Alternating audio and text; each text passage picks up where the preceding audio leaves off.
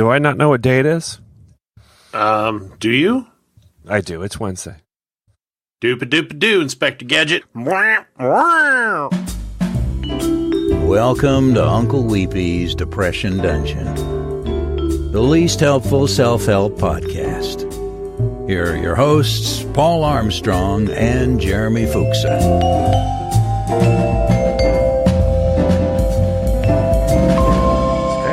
Skype is the weirdest software. It's a piece of trash. It is. And they probably have millions of dollars. Microsoft owns them? Does Microsoft own them? Right? owns them, yes. But they were a Scandinavian company? It was pronounced Skype. I believe they also were an initial investor in Rdio, which is where my love is. That's interesting. Yes, I did. I believe that's true. I did prefer Rdio to Spotify. Everything to everything. To everything. Yes, their community was really great. I found so much music. Yep, so much. I mean, I'm still finding music, but then I'd just go to the new releases, and it literally put everything in a list, and I just would go through and look for album covers that looked cool. Yeah, and play.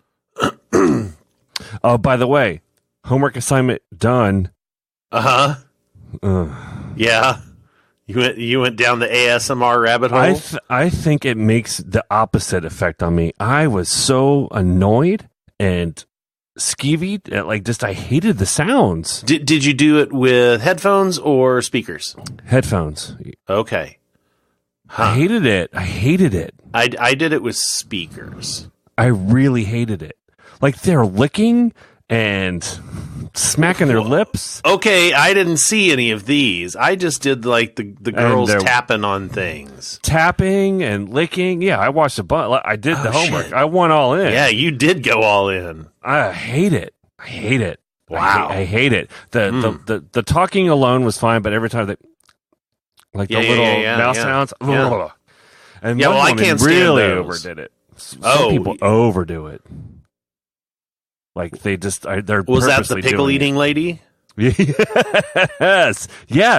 The pickle lady. Before she even started, I'm like, I can't listen to this. Yeah, no, I can't. Yep. The pickle lady was the worst. Oh no, I hated it. And it's clearly sexual, right? See, that's the thing. So as I was, I saw. So to back up into our after show last week, we briefly mentioned ASMR, which what does that stand for again? I don't remember. Auto sound. Auto sound. Sonic. Autonomous sensory meridian response. And so I had some, cool beans of the internet Facebook video that, how you always get something that is a minute and a half of something weird. And so it was the pickle eating lady, and she was eating the pickles and doing her things. And, of course, the closed captioning at the bottom was talking about what a huge phenomenon this is. And I was like, what? How? And so I Googled it, and last week when I started looking at it, it seemed like 5 articles had been written on it within the 24 to 48 hours before I had started, got my Facebook video. So that on just the pickle eating lady? No, not on just the pickle eating lady, but just on the phenomenon of these ASMR videos and how they get millions of hits. They've been around forever, haven't they? Well, yeah, it seems like they have been around for a while, but it was just weird that people just all of a sudden were writing articles about it last week. They were just trying to find something to write about, probably. Yeah. So I swear, it's for 2 years I've been hearing about this. Yeah. ASMR, and I'm always like, no, not interested. Yeah. Still, well, even more so. I had varying degrees of okay. Anyway, the sexual part of it. The articles that I read all were like, this is not a sexual thing.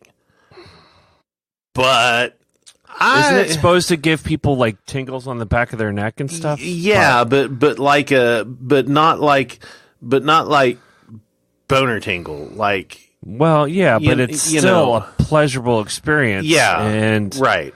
Why is it all young blonde women doing it? For the there you part? go. That was what I ran into. Is that I was always like, wow, this is all just like if it's auditory, why do you have to show your face? Yeah. Yeah. And it was like all these young high school girls using makeup brushes on their microphones. No, hate it. And they have those dual microphone, like, yeah, they've got the Yeti Blue, so that way it's got those dual capsules, so it can go back and forth like hard. And they do that, left, and they do it, and it's annoying. I'm like, just pick an ear. I hate the. There's just so many things that annoyed me about it. So many. Weirdly enough, the thing that bugged me the most was not the sounds, but the things that they would do to the camera. Like they would get their hands up, like, like the whole thing was all about personal space. They would like rub the microphone, and I'm like, ew. Yeah. Just all of it. Well, and then all of it. And my mind went so many different places as I was watching. I was like, how loud do they have to have that microphone turned up to pick up half the sounds that they pick up? Quite a bit. Well, I've seen better not some fart of them. in your chair. I mean, well, they seem to be using real directional, because like on the Yetis, you can switch the direction. It seemed like it must have been really close. Yeah. But I had nothing about it was enjoyable for me at all. And they have like 13 million views. Yeah. I mean, some of them just have millions of views. They keep saying that it's about sleep. Like I saw that a lot, that it was for people to help them sleep. Yeah. I'm like, it would drive me crazy. I wouldn't be able to sleep. I'd be like, it's like you're whispering in my ear, and that actually makes me anxious. Yeah. Not relaxed. If anything, I felt freaked out. Hey, Paul, are you sleepy yet? Yeah. I was punching in the air. Yeah, that's just, if you want that, you just need, your wife to go, are you awake? Hey, are you awake? And everyone in my house knows not to do that with me, because I'll wake up punching. Like, I am not a sound sleep. I am. Yeah. I'm an anxious sleeper. If they wake, all of my kids have learned not to wake Dad up, because I go, and I get up and I jump up and I'm ready, and they're like, oh, it's just me. I'm like, okay. That's probably not a good thing that I am. This. Yeah. But so that's whispering in my ear is basically me all going, no, I'm good, ready to fight the whole time. Bad. They're bad people. They're bad people for doing it. There we go. I'm calling them out. There you go. If there's a hell, that's where they should go. Oh, wow. Okay, so this article came out today. The BBC is getting into ASMR. No, come on. Yeah. I'm surprised Netflix doesn't have an ASMR show. It probably does. I just haven't looked, because I would automatically thumbs down that shit. Get it out of that list. Oh, yeah. They're calling it slow listening. No. What? Mm-hmm. Come on. They can't call it. What? Slow listening. They're not talking slow, and I'm getting it at the same amount of speed. Well, it says here, you've heard of slow food and slow fashion. I've never heard of slow fashion. I haven't either, and I don't like slow food as a term either. Yeah. But the BBC it makes is me spreading think that my food has issues. Yeah. The BBC is spreading the gospel of slow radio. BBC Radio 3 this autumn will invite listeners to relax to the sounds of Irish cows being herded up a mountain and leaves crunching on walks through the country. It's slow radio. Slow radio is screaming from a corner of a city. That's slow radio. Town criers, that's slow radio. What's podcasting? Mute TV? I mean, I don't know. I don't. We got to come up with some great alternative terms for what a podcast is, and we can coin it like. It's called wireless radio. Pocket. No, it's called pocket phonographs. it's called on demand is too correct. It has to be weirder than that. Fast? No. Fast dick jokes. What's a buzzy word for expedited? Autonomous content. Expedited audio Content matrix. mouth fouls. What? Mouth fouls. Oh. Something's wrong with the world today. And I don't know what it is. I thought you were singing Cheers. I sound like Cheers for a second. Yeah, well, no, then Making it kind of your went into Your Aerosmith. way in the world today takes everything you got. It's true. That part's true.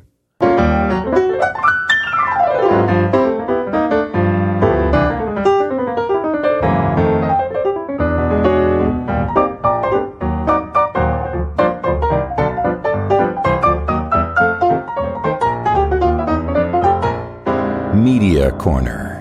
You still haven't started. You're still taking your time off, doing good, Yeah, I'm imbibing shows and tunes. And, oh yeah, I so over Labor Day weekend, I read Ready Player One.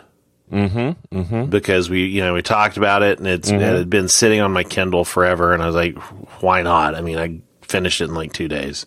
very easy read. Very easy read. You said you did or did not read it? I read it. Oh, okay. I read it first, then saw the movie. Okay. Both were fine. Yeah, I mean it. Yeah, yeah. Is it supposed to be a YA novel? That's a good question. Because it definitely... Well, here's what I think. It's not a YA novel, but it's a novel for people who didn't actually grow up in the 80s. Yeah. Because I'm reading this, I'm like, who cares? Who gives a shit about being obsessed about any of this? I lived through it. I'm fine. Yeah. And everyone that loves that book are about 10 years younger than me. Well, there you go. That's what I think. Maybe I'm wrong, but it feels like anyone that I've talked to that loves the movie and loved the books are 5 to 10 years younger than me. Okay, well that makes sense because I mean I was really trying to figure it out. Yeah, it's fine. The whole it's time. A fine story. It's fine.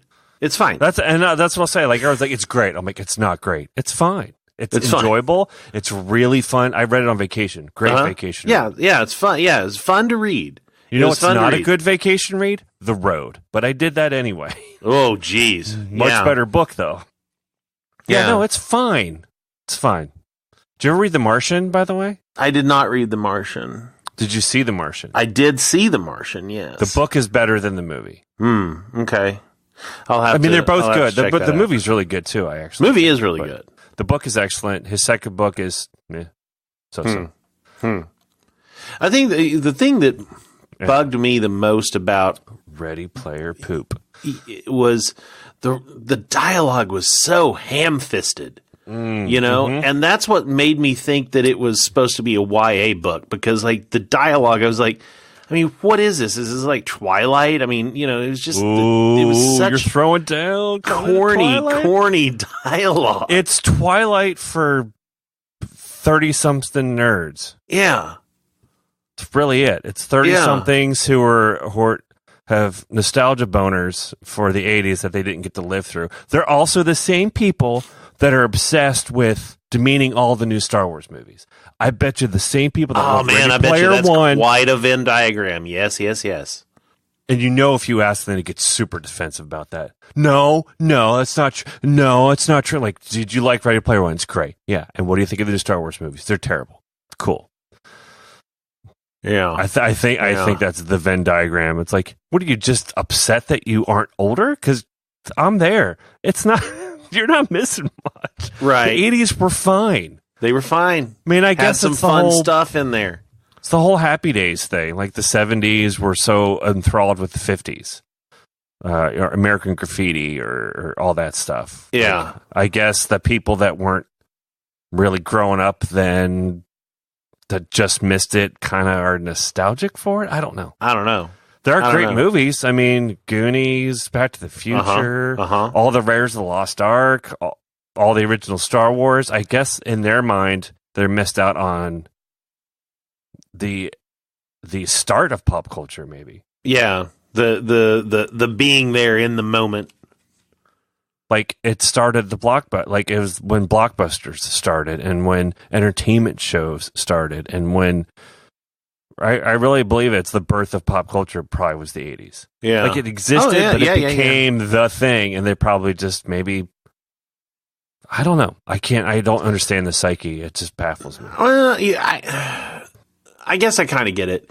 I mean, it's kind of like me and yacht rock. Wait. So, like I really love yacht rock. Do you really? I'm pretty into yacht rock. And this is it was one of those things that I remember it. I mean, I was there. I was like 5.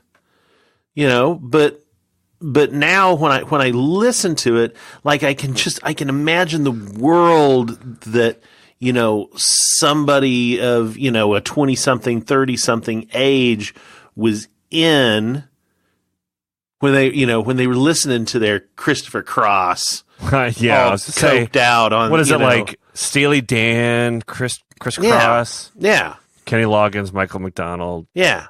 And so to me, I think the allure of the music is more of the. But that's what we heard growing up. Yeah, but it's as little kid. Maybe it's because we were little enough that it's kind of dreamlike. Like we know of it, but don't have super experiences. Maybe right? Because I get you. Like I remember my dad listening to Barry Manilow, which is not yacht rock, clearly. Or old Kenny Rogers or Dan Fogelberg. Yeah. Like all those 70s, kind of Boston and Journey. Yeah. Which I don't think any of those are yacht rock, but they're 70s rock. Yeah. Which, I hear that stuff and I still like, oh, I love this. Which I assume people younger than us would be like, ugh, this is terrible. Except for the stupid Toto, it's the yacht rock is just taking that further because it puts me in a mindset kind of like I guess somebody who is into Ready Player One might to where you're going to write a book about yacht rock. I don't really a sci-fi yacht rock. I don't feel like I've got it in me. No, I think you do. A sci-fi yacht rock. I think you could explore that in a week and write it. Oh man. Don't think about the dialogue. Whatever comes to your head, write it down. Yeah. Oh, obviously not. You don't think about the dialogue at all. It would have to be people are no, I don't know.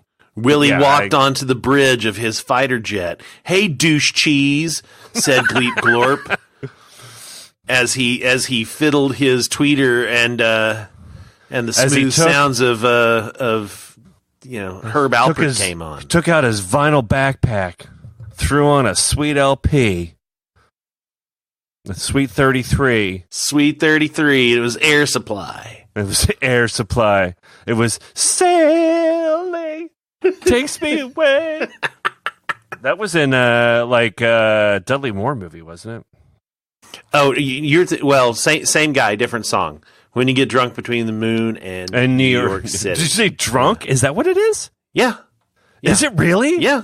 Yeah. The name of the song is called Arthur's Theme, and yeah. When you get drunk between the moon and New York City. Yep. I don't know what he's saying. I thought you get caught. I thought not drunk, right? I don't know. Shit, it could. I thought it was when you get caught between the moon and New York City. I hope it's when you're drunk between the moon and New York City. Oh, damn, it is when you get caught between the moon and New York City. Well, I've always sang it when you get drunk.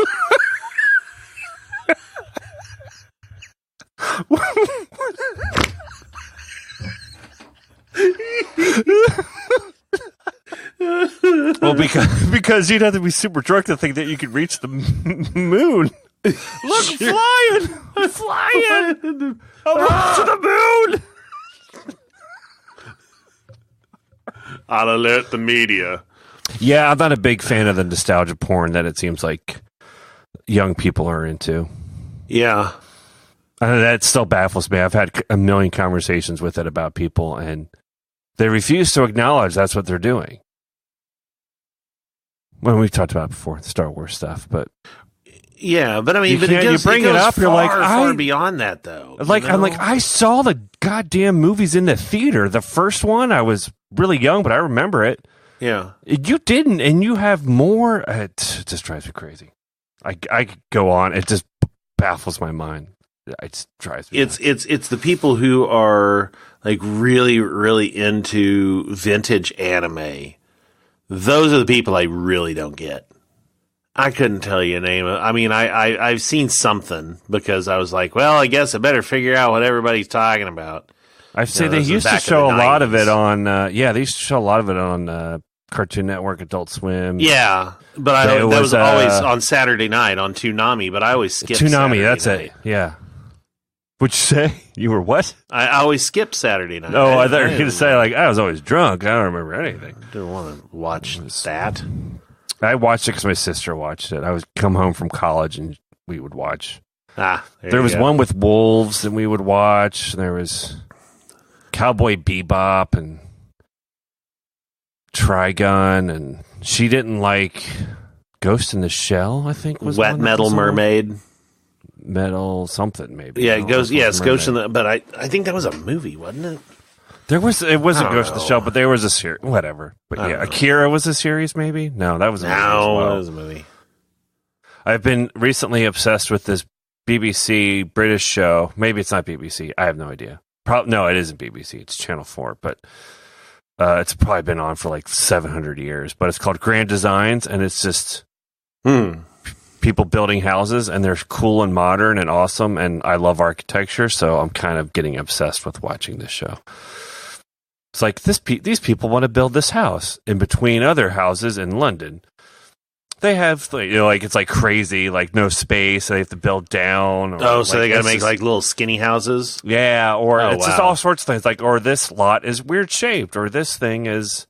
It's just cool. It's like people in their crazy dreams, and they're really just architecturally stunning. Like they're really cool.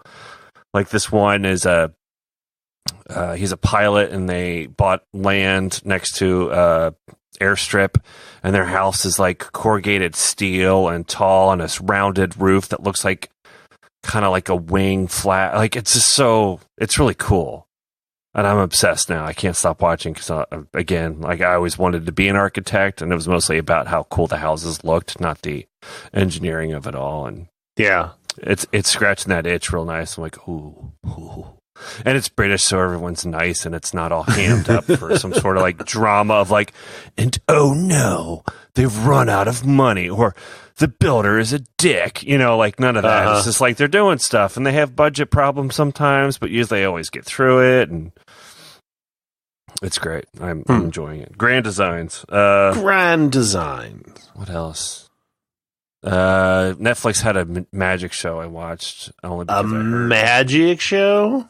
Well, it's a series. It's called Magic for Humans by Justin Willman, and I only watched it because he's been on a podcast I listen to called Never Not Funny, and he's just a funny guy, and it's a charming little half-hour comedy magic thing. It was fun.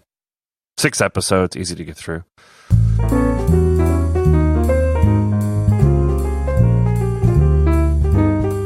Let's get serious.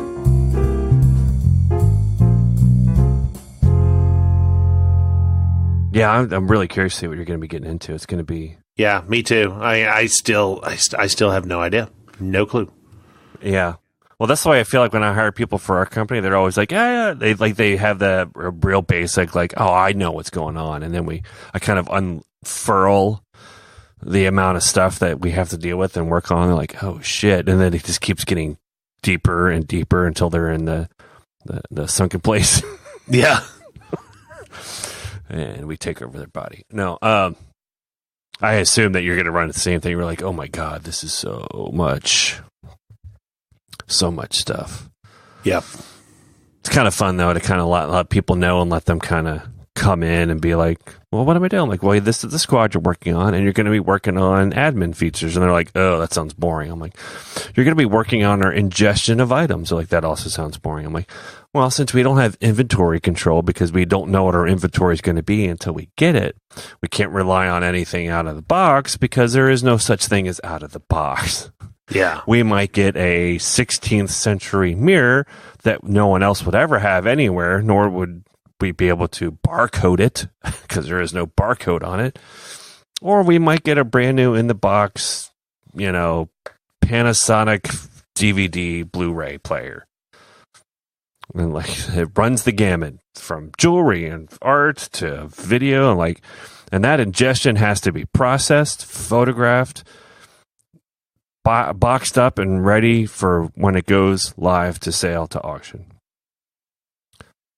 And we need to give tools to people to know how to do that and how to describe it. It just gets, you suddenly start getting deeper and deeper. We have to know how much we think we're going to make for it, and that determines how many photographs we take, and that determines what kind of effort we put into attributing it, and then their brain just starts to break. I'm like, what about this? Well, blah, blah, blah, blah, blah, blah. It just keeps going. It's fun. I'm sure you're going to run into that when you start your first day. They're like, oh, yeah. We do medical stuff. You're like, yeah, no. I'm like, this is how we have to deal with HIPAA, and then we have to deal with this, and then we have to deal with that. You're like, brain explode. Yep. Oh, yeah. I am quite sure that's going to happen. And then you have a Sharknado party. I don't know. There was a Sharknado. Oh, man. What was the name? There was a Sharknado movie on just a week or two ago. Oh, yeah. Sharknado 6. 6? They've done that many? Yes. But the official title of this movie is The Last Sharknado. It's about it. Hold on. The Last Sharknado. It's about time. The Last Sharknado. It's about time. I see that. Yeah. Sharknado 5. Globe. Oh my God.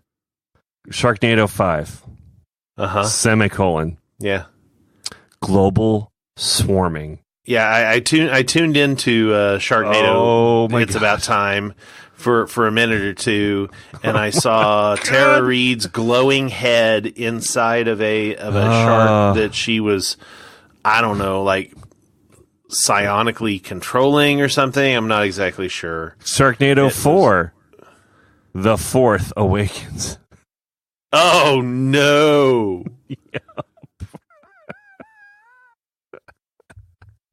At least they're not taking themselves seriously, though, Yeah. right? Oh I yeah. mean, wait, the other ones are not.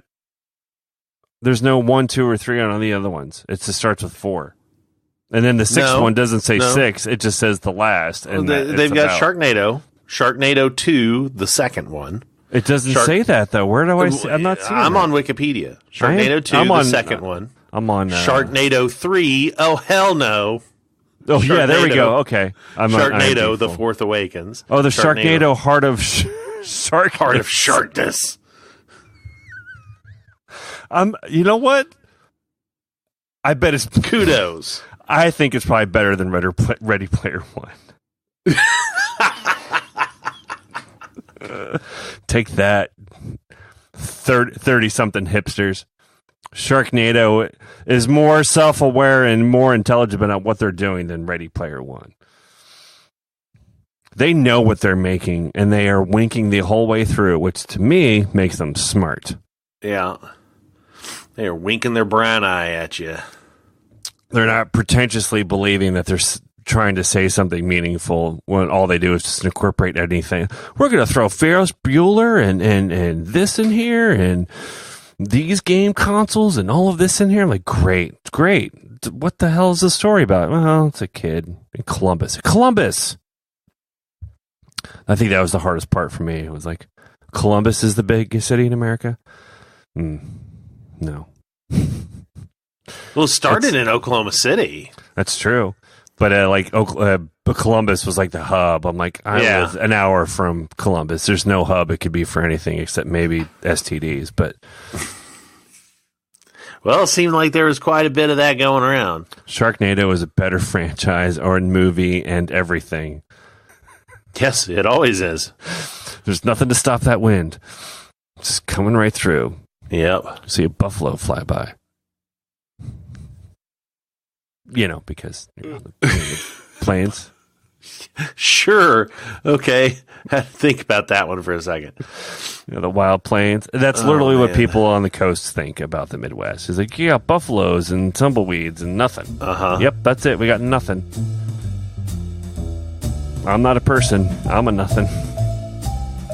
Just a sack of meat in the steamy nutsack of America.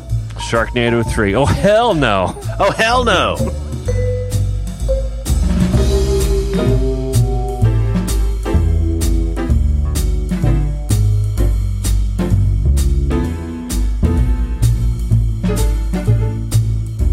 Do you have questions or topics for the show? Call 816-535-1094 and leave a voicemail. Or reach us on Twitter at Uncle Weepy.